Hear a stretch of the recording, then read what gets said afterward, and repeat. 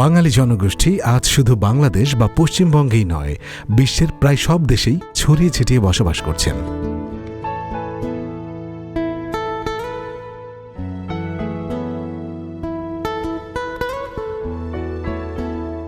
জীবিকার প্রয়োজনে প্রবাসে থাকলেও দেশের জন্য প্রতিটি বাংলাদেশীর রয়েছে সীমাহীন মায়া, প্রবল এক নারীর টান। আর এই নারীতে টানটা খুব জোরে সোরে অনুভব করেন তারা বছরের 2 ঈদের সময়।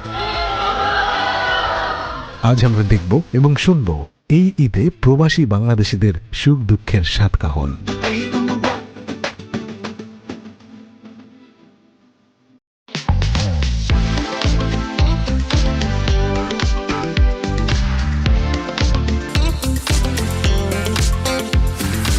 তবে যারা পুরো পরিবার নিয়ে প্রবাসী, তাদের ঈদ আসে ভিন্ন রূপে।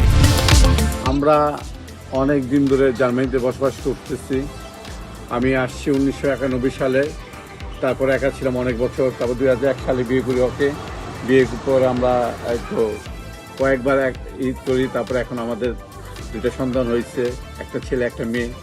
তো আগে তো একা ঈদ করতাম, করতে করতে একাত্মতা, তারপর বিয়ে করে এখন পরিবার হলো, তারপর সন্তান। এখন মনে হয় যে আসলে আমি বাংলাদেশে আছি, কারণ পরিপূর্ণতা আমার মধ্যে আছে। আমার ছেলে মেয়ে যেভাবে হোক, বাপ মাকে ছেড়ে এই দেশে বিদেশে এসেছি।